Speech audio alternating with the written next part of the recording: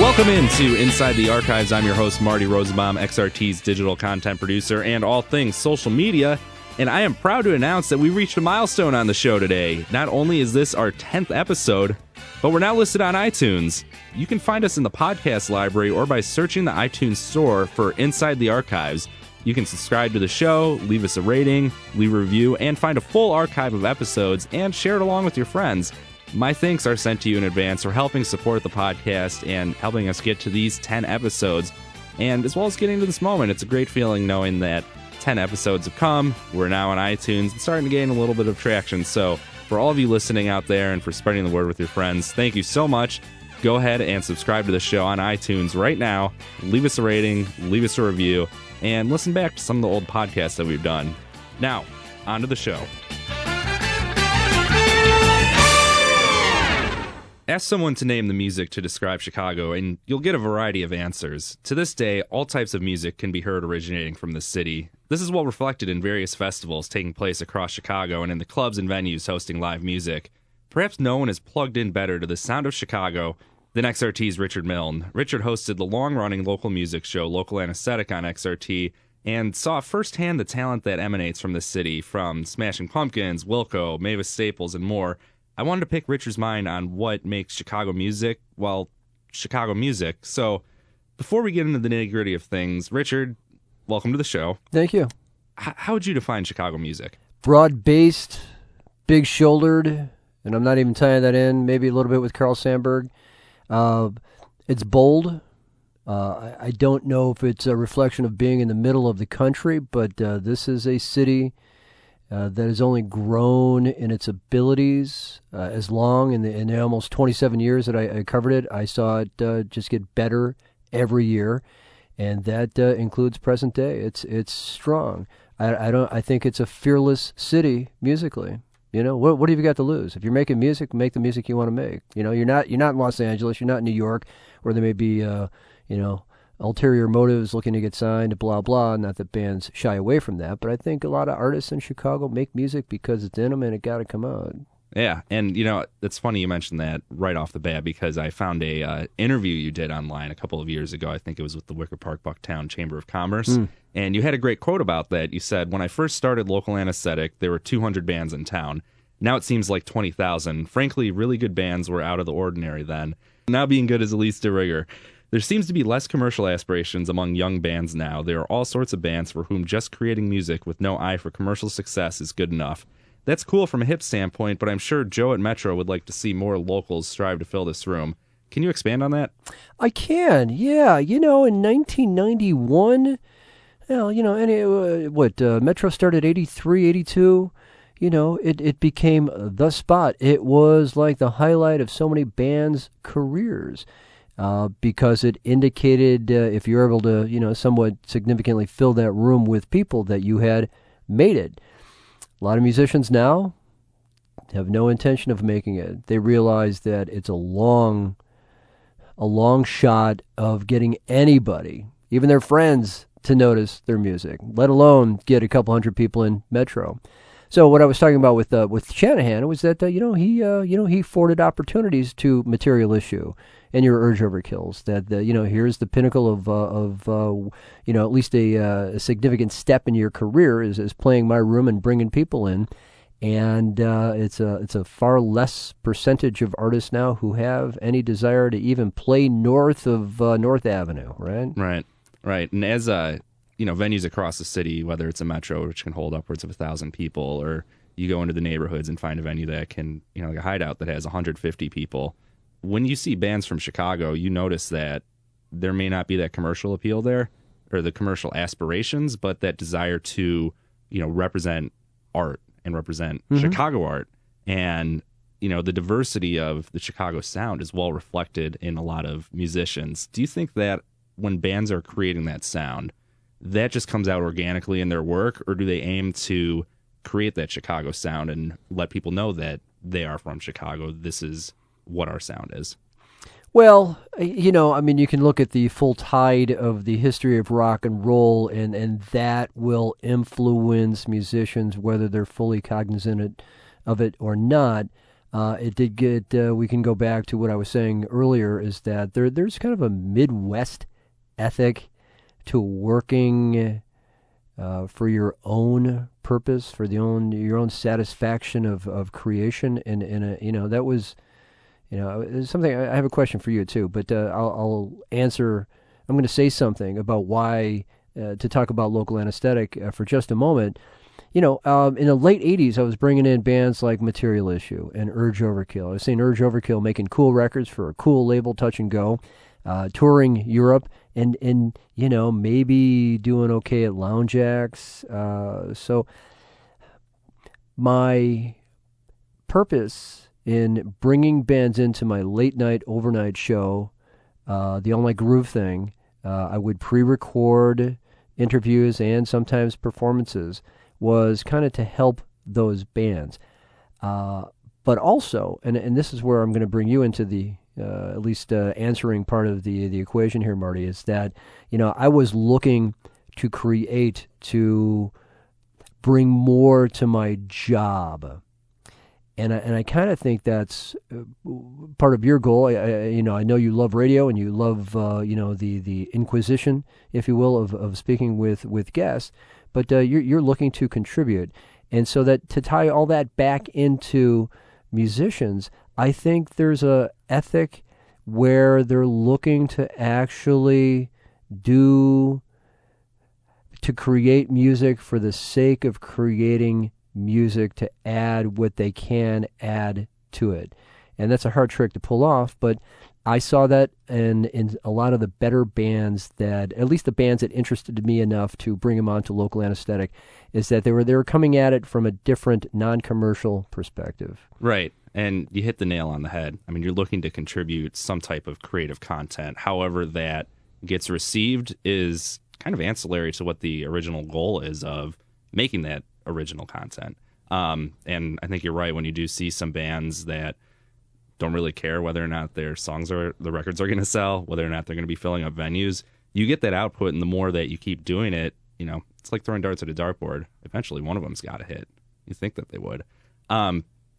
So let's shift gears a little bit and think about how people who are not from Chicago view the Chicago music scene.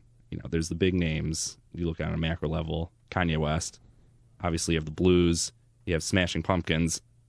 In your experience, what do people say about Chicago music that aren't from Chicago? Okay, let me think about that. Try to pick a point. Maybe I would say late 90s. I think even when the Pumpkins and Urge Overkill and Liz Phair were breaking out big time in 1993, and Billboard declared Chicago the new music capital of the United States, right after Athens and before Minnesota, I think people still said, blip on the radar, they do what they do, and it's good for now. It's sustainability, and that sustainability, when you have bands like Tortoise and the Sea and Cake, and bands like that start really consistently making interesting music on their own terms and taking all that influence and making their own thing, by the late 90s, I think nationally, people who knew and recognized what they were hearing, said, okay, Chicago is the real deal at this point, and that's only grown. And I can't imagine anybody in any other significant music community around the country thinking of Chicago in any other terms than it's genuinely an excellent place to for music to emerge from, but also to emigrate to and create. Yeah, and that's seen right now as it being a hub for creative individuals, not just in the music scene, but in the greater arts community. Do you think this will sustain itself in the future? Or has all this hard work built up to the point where we're at right now that really we've hit a peak? Well, what is being sustained? There's really no commercial infrastructure. We've got great rooms that seem to continue to do well, whether it's township or hideout or even metro. Certainly the Empty Bottle. Rooms like that continue to present nightly. Wonderful music, both nationally and certainly locally, and then that support for Chicago artists within the infrastructure of Chicago continues to exist.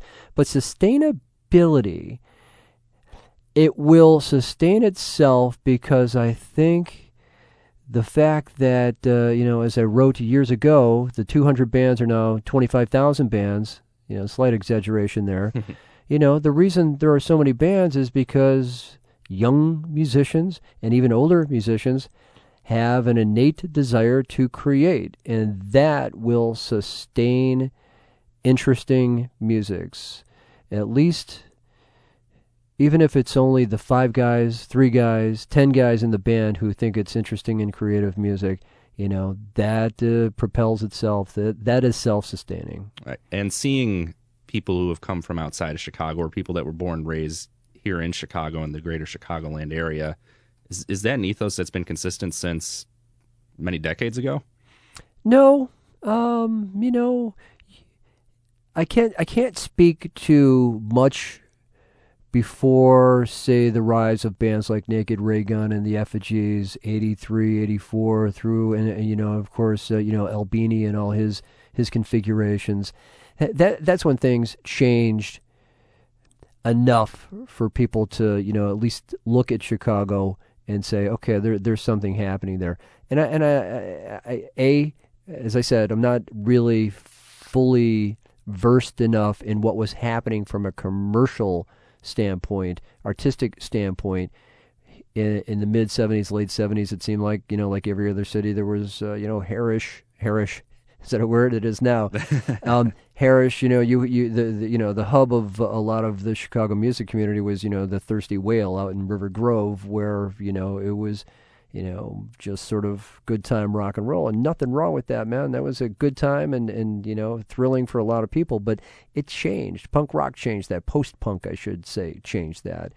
And so when you had musicians in Chicago, from once again Albini on down, looking at what Husker Du or Black Flag were able to do on their own terms, that was a profoundly influential, and in Chicago never looked back, I don't think. Yeah, well, and you see today the different genres of rock and roll that have been siphoned off from that era, and you can hear it just walking down your street in any neighborhood here in the venue. One of the reoccurring guests you had on your show at Local Anesthetic that I really enjoyed was Dante Carfagna. Sure. For Chicago Chicago Soul. Right. What was the official title of it? Well, we started out with strictly on funk, but Chicago was never really a funk town, but it was one of the great soul towns. So we changed the name of it to the History of Chicago Funk and Soul, and I think we got 10, 11, 12 chapters. Yeah, I mean, you guys got pretty far with it, and each time that came on the radio, that was a treat to hear. And that seems, when I was putting the show together, that seems outside of what you were doing to be an unspoken of part of Chicago's music history, where you have the blues being the staple, you have the Naked Rayguns, the Urge Overkill, that rock and roll segment being strongly identified with Chicago, but there's such a rich history that comes with soul music, with funk music that's come from Chicago. Why hasn't that gotten the attention that other genres have? Well, I think because there weren't, outside of Curtis Mayfield and the Shy Lights and the Dells, and those are all bands that I was fortunate to have on Local Anesthetic, including Curtis Mayfield. I mean, that was 1996 when the New World Order record came out, his final studio release for his passing a few years later. What a thrill that was. I would say, Marty, from what I know, it's because it was so not even regional. It was almost like neighborhood by neighborhood. When Dante would come in, he would focus on these independent labels from Lawndale, who put out 17 singles and 4 albums. Well, they're all pretty phenomenal, but they didn't get distribution much beyond the neighborhood tavern jukebox. So does that answer your question? There wasn't a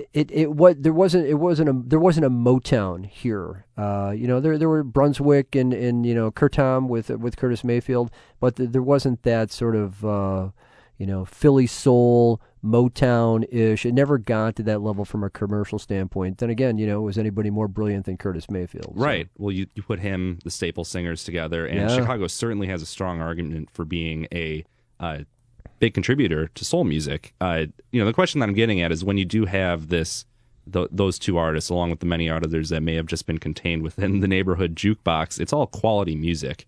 And, why hasn't that been brought out more when talking about Chicago music? Once again, I think because it was almost Chicago specific. If I'm picking up on your question correctly, and I'm kind of basing it on a lot of conversations I had with Dante Carfagna when he was my guest, and we've become friends and had many conversations about Chicago soul since. Once again, I think because there weren't those blockbuster, weekly, top of the charts type significant acts like they had coming out of Detroit, and a little bit later on with the sound of Philadelphia. So I think the artistic integrity was there, the commercial viability not necessarily, even with Curtis. Curtis threw a lot of things at the wall, and not everything stuck. And even when he was helping others, Major Lance, etc., they would become regional hits. So to answer your question, why don't people view Chicago soul with the reverence of, say, Motown? I think because we were not chart toppers like they were.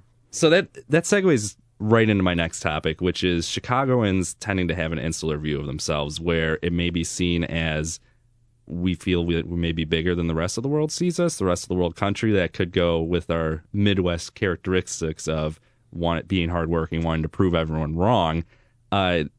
Outside of soul music that you mentioned referencing very hyper-local parts or being only heard in specific parts of Chicago, do you think that's the case, where Chicago musicians are really only making music for other Chicago musicians, and that it may not be as large scale as we think it is? I would say no. And it goes back to me truly believing that the best rock and roll, the best music, across all genres, is when artists are making it for themselves without any kind of eye to commerciality. And so that ties in with some, band in Pilsen right now thinking, oh, I hope the people in New York like it. Yeah, I don't think it crosses their mind. Now, you have to take it to them. I mean, if you believe in what you're doing and you want people to hear your music, touring it can certainly, help you break beyond, Pilsen and Ukrainian Village. So you have to take it to those markets. You can't fully expect, New Yorkers to be actively seeking out the next big thing from Chicago. But I don't believe that Chicago thinks it's bigger than it is. And I do believe that there's enough really cool music still being made here that people in other markets, as I said earlier, don't automatically dismiss anybody from Chicago, just because they're from Chicago. Right. And I think at this point we've earned that, through all the quality music that's been put out decades after decades, to where I think it should be on the same level that you think of country music coming out of Nashville. You see a country artist either from Nashville, you see it was a Nashville-produced record, you're like, all right, this is going to be quality. I know that I'm getting something that had a lot of effort put into it. And that's the same thing with Chicago music. You see bands that are putting a lot of effort into their music, and it's established that those bands have those characteristics that make up the greater Chicago sound. Now, during your career, you've spoken with a lot of artists who have taken off, who have gotten that national exposure, and started off here just in local bands. How do those bands maintain their connections to Chicago once they do have those national followings, a la Smashing Pumpkins, Urge Overkill, Wilco, etc.? I want to not correct you on something, but I do want to make a distinction. The bands I interviewed on Local Anesthetic that broke big nationally, that was all really in the early years. And why that was, there's a number of reasons. Chicago, Local Anesthetic was new when the popularity of Chicago music was new. And artists like Urge Overkill and Liz Phair and the Pumpkins, the Pumpkins on when Gish was just out, and it was a fantastic interview on like the third episode of Local Anesthetic in June of 1991. And the whole band was here, and it was a hot summer night and very memorable. And Liz Phair, I remember going over to Idful Music with Brad Wood, where she recorded it, and interviewing her there. Does Liz Phair have any kind of connections to Chicago anymore? She hasn't lived here in at least 15 years. Corgan still does, and Corgan is a Chicago guy, and that's probably why he hasn't left. Wilco. Is Wilco identified? I don't. I think people realize that Tweety is a Chicagoan and probably forever will be. But interesting about Wilco, I don't know if people view Wilco are so big. I think people just look at Wilco as not Chicago specific. Mm-hmm. So how do they keep their Chicago identities? Yeah, that's interesting. I don't know. I don't know if it's even necessary. Yeah, I don't see the attempt being made. I don't see Jeff Tweedy probably. I know he loves Chicago, and as I said, will be a resident for all the years to come. But I don't think he waves the Chicago flag, like people might expect him to. Well, do you think it's even necessary for those artists to do so? I don't. No. Mm-hmm. They're making music because it's just what they do, and they happen to find Chicago, if at that point in their career, not feeding into their creativity, but they find the fact that they can live here comfortably with their families, helps their art in that way. Do you think going into the 21st century, and I maybe not even going into the 21st century, but is that a factor for bringing some prominent artists to Chicago? Is that comfortability factor, the family factor that maybe other cities don't offer? I would have to think so. It's a very livable city, and as I said, that support, from radio, i.e., WXRT, and the clubs, and people. One thing that kind of changed. I could tell you some stories, Marty, that I just actually would not want other people to hear at this point. I don't think the statute of limitations is quite run up. But I remember how sort of bitter. And if you followed Chicago music in the early mid-1990s, people, this isn't a surprise to anybody. But as I said, the stories will remain not non-broadcasted. But there were hipsters who looked askance at your Billy Corgans and your Urge Overkills, because Urge Overkill, as interesting as they were as artists, they really wanted popularity. Liz Phair was just her own thing. I think that's changed. There isn't that bitter rivalries and that sort of like, oh, why them and not me, and that has ultimately become one of the healthiest aspects of Chicago. People actually want other artists to make interesting music, and everybody's in the same boat, realizing that popularity is fleeting at best, and just to make music because it's in you. And this is how you're expressing yourself to the world. I think there's greater support for that kind of artistic integrity now than ever before. It's interesting you mentioned that, because I see that play out firsthand on Twitter through Chicago bands. Twin Peaks and Whitney, for example. Hey, beautiful. Yeah. They support everything they do, whether they're in person or just going through Twitter.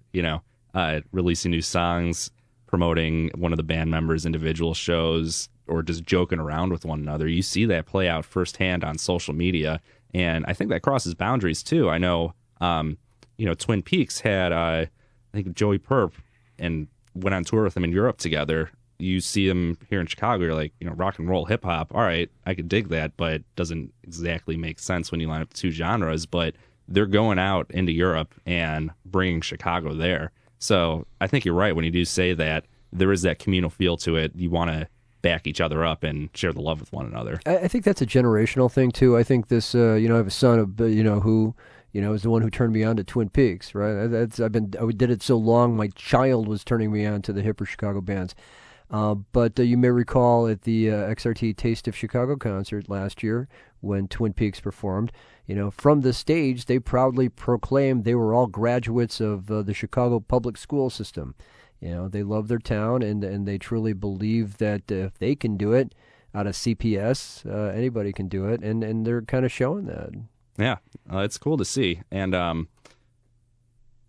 when you get younger bands like that, it creates a desire not to outdo one another, but to collaborate with one another. Mm-hmm. Was that sense of collaboration there back in the 80s and the 90s? I think there was an appreciation if you were part of the club, but if you weren't in the club, the touch and go club, the big black naked ray gun effigies club, you might have been considered, even though they were outsiders. If you were not part of that inside of being an outsider, you were an outsider too, if that makes sense. Yeah. So the support between sort of the better regional acts was there, but I think the scene was so small that it didn't matter. I mean, there weren't a lot of other bands to support. It was definitely, much like the city of Chicago itself. It was definitely a segregated music community. Mm-hmm. Yeah, I can attest to that, and it goes back to what I was saying. When the Smashing Pumpkins put out Siamese Dream, the snickers over Billy Corgan lyrics. You're deriding the guy because he's singing from the heart. It was weird. I encountered some strange conversations there. Yeah. Well, when did that start changing? I would say, boy, changing of the guard is too cliched here. I will say, once again, definitely post 2000, I would say, Marty, the Chicago music community has been super broad-based and super supportive of each other, say, circa in the last 10 years. Yeah, that's my viewpoint on it. Where artists, and it became, I think, the rise of the suburban scene, the house party scene, when you had young bands still in high school, like Twin Peaks guys, doing cool things. And those guys are all, 23, 24, 25-ish at this point. So I would say, they're about 10 years. I saw a definite change. Interesting to note, though, that the rise of young bands like your Whitneys and your Twin Peaks in Chicago, there was a corresponding loss of interest in having media relationships, i.e., sending music to your local radio station. I saw that drop off because, once again, it was just it wasn't part of the whole MO of why we're making music. Right. And is that more so filling into the do-it-yourself mentality and shutting out others and taking that literal interpretation of it that you're going to make it whatever making it is for yourself, or what is that? I didn't take it personally. I understood it. It was just radio did it to themselves. I mean, Local Anesthetic and WXRT. WXRT was, before there was Local Anesthetic, was still a huge supporter of Chicago bands, whether it was the Insiders or Naked Ray Gun. I was playing Understand, and we played All Rise. XRT has been there for Chicago music for 30 plus years. I think, though, that radio as a whole is something that just sort of, let down listeners in general. I mean, how much I love this radio station, but I think radio as a whole became very milquetoast. Mm-hmm. And if you were a young person, say starting in the mid 1980s and beyond, radio outside of WXRT, and I can only say nice things about this place because I still love it to death. Kind of just let down generations of potential radio listeners, and I think that is reflected in, oddly enough, a broader based taste in music, because you were no longer dependent on radio to feed you. So you went to your community, and there, as we both know intimately, that the sources of finding interesting music is huge now. To answer your question, no, I didn't take it like radio is the enemy or radio is the man and we don't want anything to do with the man. I think it just sort of like, is something that people no longer considered necessary to gain exposure. And once again, if getting a spin on Local Anesthetic was the end all be all of your career aspirations, pity you. Not that I wasn't there and very interested in helping out bands, but I realized that The scope of local anesthetic. When I started bringing in your bands in the late in '80s to play on my Over and Out radio show, was really to help the bands. When I loved Urge Overkill so much, and I knew that more people in their hometown needed to know about them. My desire really was to help as many bands as I could, and the scope of that changed over the years, bit by bit, to why I was hosting local anesthetic and bringing on these bands is because I wanted to entertain people listening to the radio. You've received tens of thousands of demos, CDs, tapes, Yeah, vinyl, no MP3s Yeah. from bands hoping to get on the show. Was there ever a band you listened to their CD, decided they're not going to be anything, I don't want to listen to them, they're not going to come on the show, And then they were huge? it was the total opposite of it? Too many, Marty. Yeah. No, you know what? I was never the end all be all as far as knowing what was hip and happening. I had my particular taste, very broad based. And I was listening for certain things, but there were definitely artists that gained popularity that I just didn't hear at the time, and maybe if I listened to it again, I would still not like it. Yeah, is that due to their pop sensibilities, ability to create a catchy tune, or you think it's because of anything Chicago related, like we've been talking about? Yeah. Once again, why certain things caught my ear and certain things didn't. It's something I've not reflected all that deeply on, because if I was never at a shortage of finding enough music to make every Sunday night worth listening to. If you had to choose a musician to perfectly describe the Chicago sound, who would that be? I would go, without giving it any further thought than you just throwing that question at me, I would go with Jeff Tweedy. And I would say Jeff, as we've watched his career over the last 23 years now, since the AM record came out in '95, go about his own way and make his own decisions and become just such a phenomenal performer, songwriter, human being. I say Jeff Tweedy. And Jeff Tweedy never was a guest on Local Anesthetic, by the way. Really? Yeah. Well, you know what? And that's the other thing. The big name bands that I'm closely associated with from the early '90s. My interest in I remember, I loved Gish. I was such a huge Smashing Pumpkins fan, and still to this day.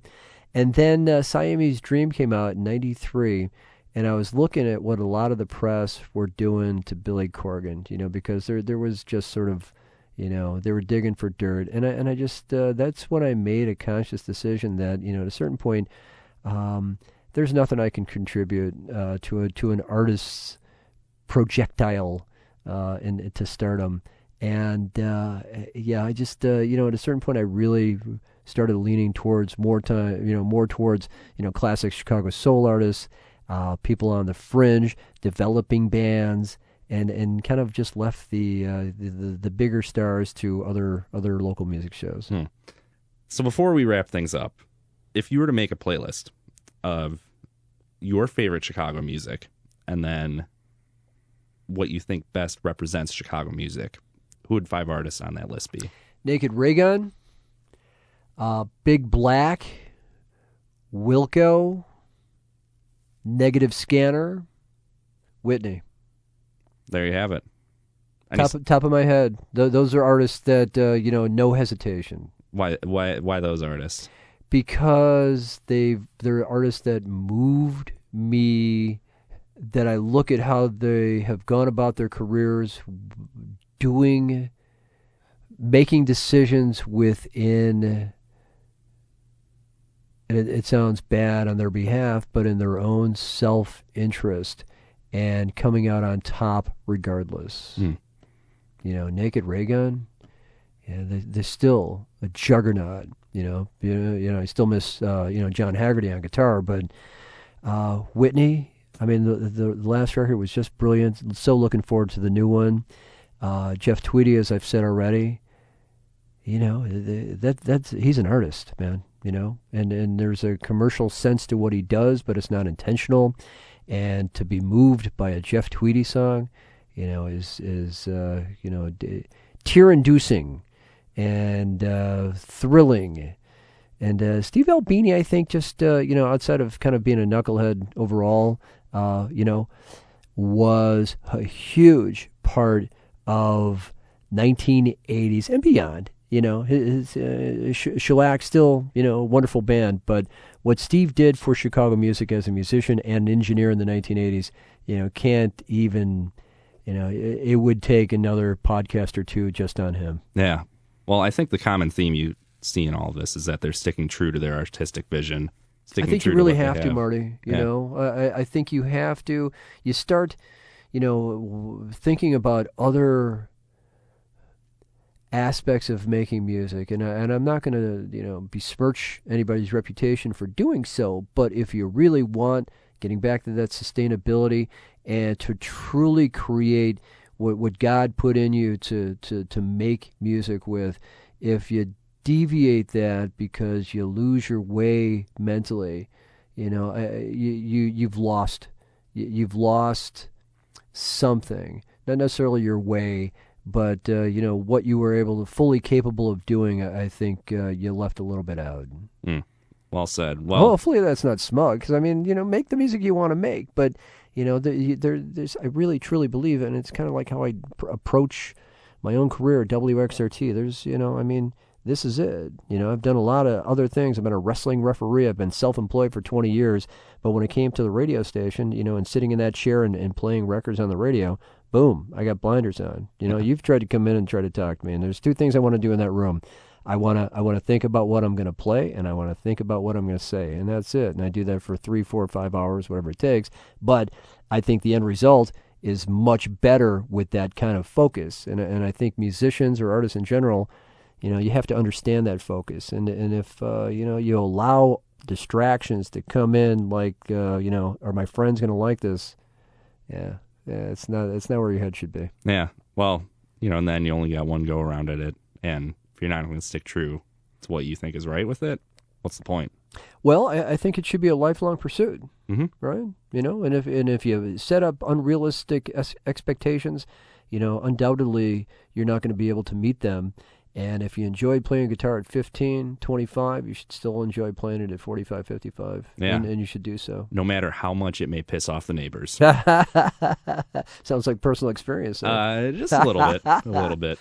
Well, Richard, thanks so much for taking the time out to chat with me today, and really give a great insight into Chicago music. Well, it was an honor to be asked, and hopefully somebody got something out of this that will just help them make music, or keep them. I gotta tell you, I'll tell you one story. There's this guy, Cody Dykoff, who records under the name Chicago Farmer. He sent me an email when I signed off on local anesthetic. He just felt the need to tell me what I had done for him. And, he had been beating his brains making music and not really getting anywhere. And he was in Chicago. I think he played on a Saturday night, and he was in Chicago on a Sunday, heading back to Bloomington, where he's still based. And he heard me play a song on the radio, and this guy was so close to quitting, just feeling, there was the point here, and he heard himself on the radio, heard me say some nice things about him, and he decided that he was going to stick to it, and he's, now doing things like selling out Shubas. My point is that, it's hard. And, it's easy to get down on, if you do have, everybody wants to have their music heard and or appreciated, but that's not often the case. And you have to sort of be self-fulfilled just by the act of making music. And if some guy on the radio says nice things about you and gives a spin that other people can hear, well, that's a bonus. But, you've got to have that sort of fortitude. Yeah, and that seems to be the thing that's keeping a lot of Chicago going these days, right, whether it's in music or any other venture. I like that word you use, man, sustainability. Whether it's lifelong as an artist or, just the community itself, it's, it's doable, and it feels healthy still. Yeah, exactly. Well, Richard, thanks so much for joining us today. Man.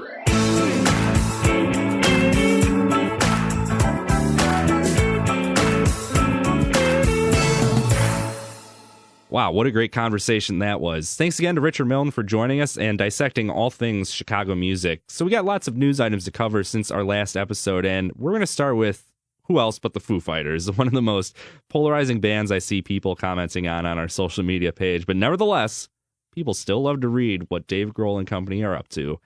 In an interview with British Airways High Life magazine, Grohl spoke about the criticism the Foo Fighters receive for having their records sound very samey. And you know what? He's fine with that. He said, "I've never felt the need to chase something else, and we get cursed for it. Oh God, it's another Foo Fighters record. Well, yeah, I don't want to make a reggae record." Grohl also spoke on what the relationship with his bandmates is like. He said, "We're like brothers. It sounds trite, but it's true. Imagine being on a family trip for 20 years. That's what it's like being in the Foo Fighters." No word on whether or not British Airways High Life magazine is the champagne of airline magazine publications. Beck just released a massive remix to U2's Songs of Experience track Love is Bigger Than Anything in Its Way. The synth-laden remix would sound very appropriate emanating out of arena speakers, and it marks the second time that Beck has remixed a U2 Songs of Experience track this year. For Record Store Day, he remixed the track Lights of Home as part of a Record Store Day exclusive. You can hear that song on our website, 93xrt.com right now, and we put up a YouTube link to the video, so head on over to 93xrt.com if you want to hear that. Another article that became quite popular on social media this week was a post containing isolated vocals from Eddie Vedder. Now, I love these types of videos as it gives a great example of what a singer's vocal talents are. You can see how strong they are and how much it really contributes to a song. And rarely do you get the opportunity to hear them separated from the rest of the band, so it's always a treat when one of these comes out. The videos in the article show Vedder's isolated vocals on the Pearl Jam classics Alive and Black. Even cooler, the videos are synced up with live footage, so it gives you a full audio-visual experience. You can find that on our website, 93xrt.com right now. And it's cool because I don't think there was a year that the performance was from. It wasn't listed in the YouTube video, but it's a younger Pearl Jam, and it's funny to see that footage looking back on it now in 2018. Finally, I came across a video that I'm really hoping turns into a trend in the near future, and that's playing modern music through an old-time radio. Now, as a disclaimer, I don't know how authentic this video is or whether or not the music was actually played back through an old-time radio or if people just put sound effects behind it, but use your imagination. It's fun anyway. A YouTube user put out a video of a couple of Arctic Monkeys and Last Shadow Puppets song as if they were being played through a 1945 radio. As an added bonus, they put in the sound effect of rain falling in the background. The results are beautiful, and it's the exact type of music you'd want to put on while you're sitting out on your porch in the summertime listening to rain fall. Alex Turner's voice sounds incredible, and the acoustic guitar in it is a perfect soundtrack for a dreary, rainy, warm afternoon when you're in shelter, maybe with a beverage or a book, just listening to the rain fall with this music on.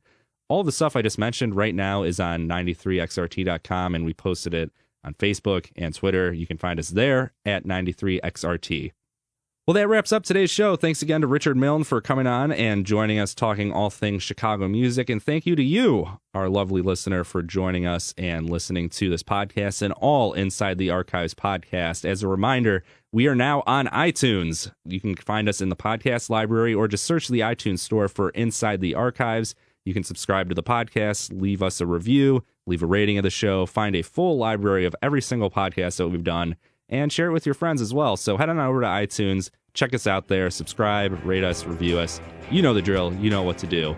If you want to follow everything we're doing here over at XRT, find us on social media. All of our handles, Facebook, Twitter, and Instagram are at 93XRT. For 93XRT and Inside the Archives, I'm Marty Rosenbaum.